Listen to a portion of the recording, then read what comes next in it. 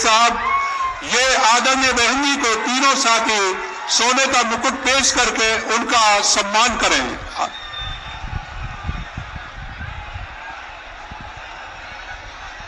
अब मैं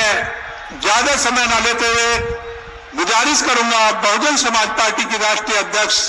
आदरणीय बहन कुमारी मायावती जी से कि वो आए और जनसभा को संबोधित करें। आदरणीय बहन जी।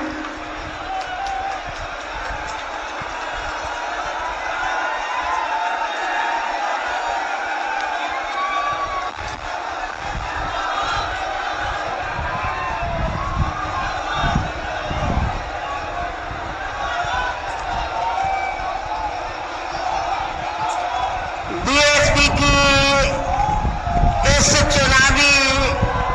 जनसभा में इकट्ठा हुए पार्टी के सभी छोटे बड़े पदाधिकारी एवं कार्यकर्तागण, आज आप लोग देश में व यहाँ आपके उत्तर प्रदेश स्टेट में भी लोकसभा के लिए हो रहे आम चुनाव में अपनी पार्टी के उम्मीदवारों के समर्थन में मुझे सुनने के लिए यहाँ इकट्ठा हुए हैं, तो उसके लिए मैं आप सभी लोगों का हार्दिक दिल से आभार प्रकट करती हूँ। वैसे आप लोगों को ये मालूम है कि हमारी पार्टी, तो वैसे आप लोगों को ये मालूम है कि हमारी पार्टी ये चुनाव कांग्रेस, बीजेपी व अन्य किसी भी विरोधी बल्कि अकेले ही अपनी पार्टी के बलबूते पर पूरी तैयारी व दमदारी के साथ ये चुनाव लड़ रही है। इसके साथ ही हमने टिकट बंटवारे के मामले में भी सर्व समाज के लोगों को उचित भागीदारी दी है, जिनको कामयाब बनाने के लिए अपनी पार्टी के लोग पूरे जी जान से लगे हैं। और इस संबंध में मैं ये बताना चाहूंगी कि हमारी पार्टी ने खासकर आपके मैनपुरी लोकसभा की सीट से, इसके बगल में एटा लोकसभा की सीट से, फिरोजाबाद लोकसभा की सीट से, तो हमने जिनको भी चुनाव के मैदान में उतारा है, तो ये तीनों के तीनों उम्मीदवार अपने अपने क्षेत्रों में, और यहाँ मैनपुरी लोकसभा के भी उम्मीदवार जो यहाँ से चुनाव लड़ रहे हैं, तो ये किसी को जिताने व हराने के लिए नहीं, बल्कि खुद रिकॉर्ड तोड़ वोटों के अंतर से चुनाव जीतने के लिए यहाँ चुनाव के मैदान में उतरे। विरोधी पार्टियां यहाँ प्रचार कर रही हैं मैनपुरी में कि बीएसपी तो किसी को जिताएगी, किसी को हराएगी, खुद जीतने वाली नहीं है। लेकिन उल्टा ही ना हो जाए।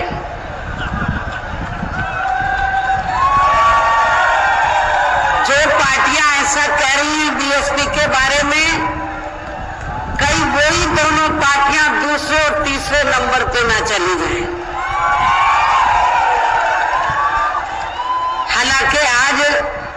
यहाँ आपकी इकट्ठा हुई अपार भीड़,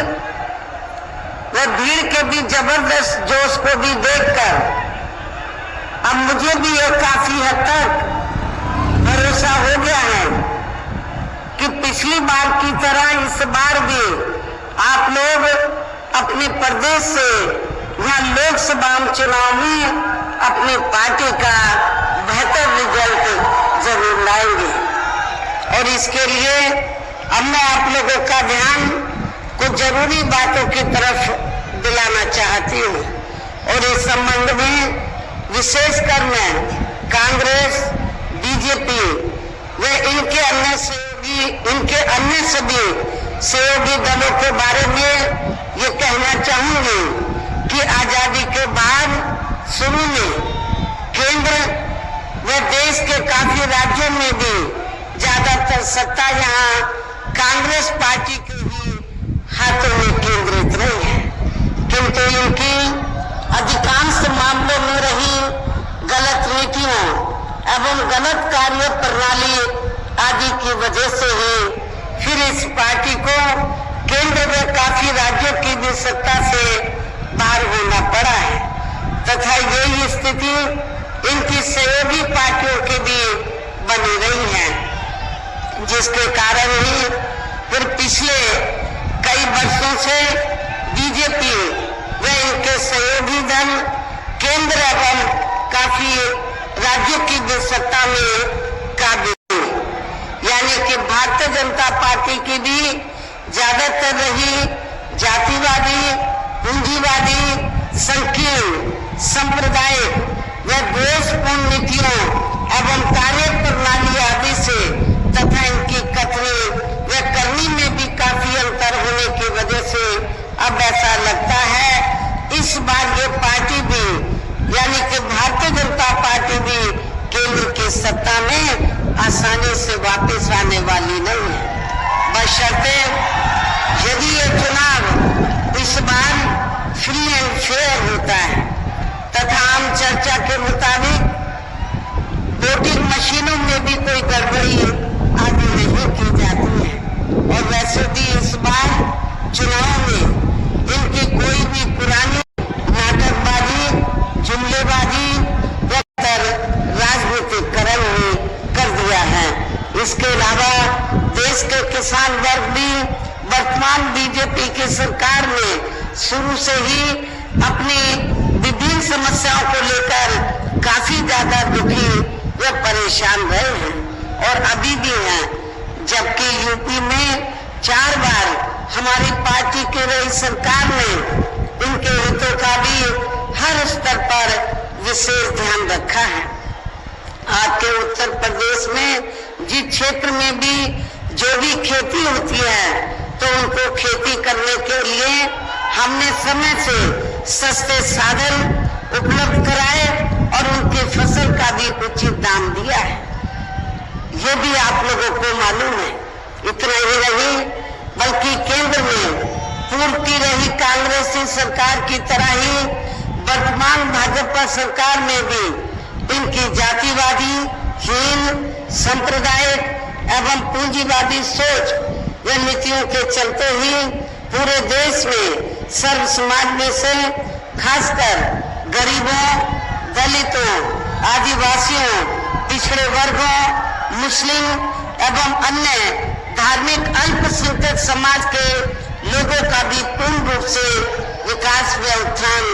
आदि नहीं हो सका है। और इस संदर्भ में वैसे आप लोगों को ये मालूम है कि पूरे देश में यहाँ दलितों, आदिवासियों एवं अन्य पिछड़े वर्गों का सरकारी नौकरियों में वर्षों से अधूरा पड़ा आरक्षण का कोटा भी अभी तक पूरा नहीं भरा गया है। विशेषकर SC व ST वर्गों के सरकारी कर्मचारियों का पदोन्नति में आरक्षण भी अब काफी हद तक प्रभावी बना दिया गया है। और इससे भी ज्यादा दुख की बात यह है कि जब आपके उत्तर प्रदेश में समाजवादी पार्टी की सरकार थी तो इस सरकार ने तो इन वर्गों के कर्मचारियों का पदोन्नति में आरक्षण ही बिल्कुल खत्म कर दिया था। साथ ही केंद्र व राज्यों में भी विरोधी पार्टियों की रही सरकारों में इन सभी वर्गों को प्राइवेट सेक्टर में आरक्षण दिए जाने की व्यवस्था किए बिना ही इनकी सरकारों के ज्यादातर सरकारी कार्य अब प्राइवेट सेक्टर के जरिए ही इनके बड़े बड़े पूंजीपतियों धन्ना सेठों आदि को ही दिए जाने के कारण अब इनको पूरे देश में आरक्षण का बहुत कम ही लाभ मिल पा रहा है। इसी प्रकार इनका अन्य और मामलों में भी शोषण व उत्पीड़न आदि होना अभी तक भी बंद नहीं हुआ है। इसके साथ साथ मुस्लिम व अन्य धार्मिक अल्पसंख्यक समाज के लोगों की भी हालत हर स्तर पर यह काफी ज्यादा खराब व दयनीय बनी हुई है, जिसका काफी कुछ खुलासा बहुत पहले ही सच्चर कमेटी की रिपोर्ट में भी किया गया है। इतना ही नहीं बल्कि पिछले कुछ वर्षों से केंद्र व अधिकांश राज्यों में भी बीजेपी व आरएसएस की सरकारों के चलते हुए अब इनका विकास एवं उत्थान आदि होना भी काफी हद तक बंद सही हो गया है। आए दिन इन पर या वर्तमान में बीजेपी सत्ता में रही या पूर्ण सत्ता में रही हो, तो उत्तर प्रदेश में यहाँ पर दंगे फसाद हुए और खास तौर से जब त्योहार होते थे, चाहे हिंदू के या मुस्लिम समाज के लोगों के, चाहे हिंदुओं के या मुस्लिम समाज के लोगों के, तो हमेशा यहाँ पर कुछ ना कुछ वारदातें होती रही। लेकिन मेरी हुकूमत में ऐसा कुछ नहीं हुआ। और आपको मालूम है कि जब अयोध्या का फैसला आना था, मामला सुप्रीम कोर्ट में था, जब तक ये राम मंदिर बना नहीं था, लेकिन जब ये फैसला आया था तो उत्तर प्रदेश को छोड़कर मेरी सरकार थी, तो पूरे देश में स्कूल, कॉलेज, सरकारी दफ्तर सब बंद कर दिए गए थे। लेकिन उत्तर प्रदेश के अंदर सब सरकारी दफ्तर, कॉलेज, कोर्ट कचहरी सब खुले रहे। लेकिन मेरी हुकूमत में उस समय भी कोई ऐसी छोटी सी भी वारदात नहीं हुई। हमने उत्तर प्रदेश के अंदर तो सभी